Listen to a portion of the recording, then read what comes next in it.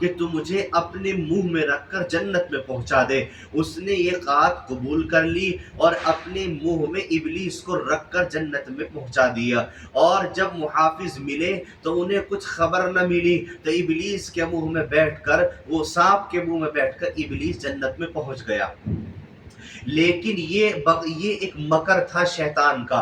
علامہ بغوی نے فرمایا ہے کہ حضرت آدم جنت میں گئے تو بولے کہ کیا خوب ہے جو ہمیشہ اس جنت میں آ کر رہے گا۔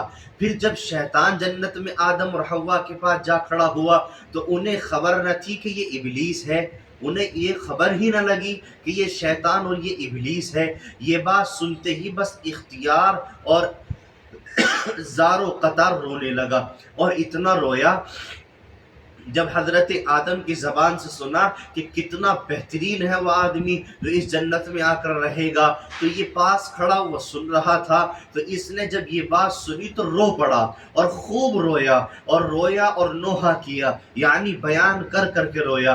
ان دونوں پر رقت طاری ہو گئی۔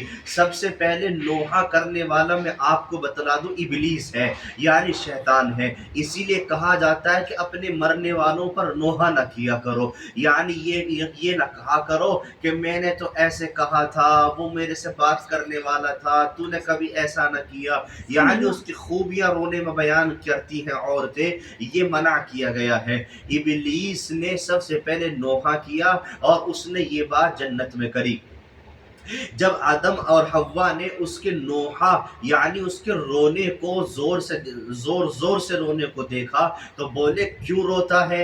تو ابلیس نے کہا کہ مجھے تمہارے ہی اوپر رونا آ رہا ہے، میں تمہارے ہی اوپر رو رہا ہوں کہ اب تم دونوں مرو گے اور جنت کی نعمتیں تم سے چھوٹ جائیں گی۔ یہ کون کہہ رہا ہے؟ یہ ابلیس کہہ رہا ہے، تم دونوں جو ہے مرو گے اور جنت کی نعمتیں تم سے چھوٹ جائیں گی۔ یہ خبر وحشت اثر سن کر، چونکہ یہ بات جو ہے ان کے اوپر بڑی گراں گزری اور بڑی تکلیف والی گزری کہ اب تم مرو گے بھی اور جنت کی جو نعمتیں تمہیں مل رہی ہیں یہ تم سے چھین بھی جائیں گی۔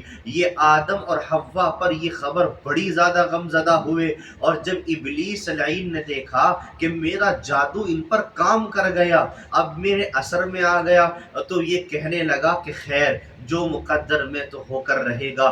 پھر ایسی باتیں بنانے لگا۔ لیکن اب میں تمہیں ایک تدبیر بتاتا ہوں، ایک چیز میں آپ کو بتلاتا ہوں، اور وہ یہ ہے کہ فلاں درخت کھانے سے تمہیں ہمیشہ کی زندگی مل جائے گی، تم کبھی بھی مرو گے نہیں، تم کبھی بھی جنت سے نکالے نہیں جاؤ گے۔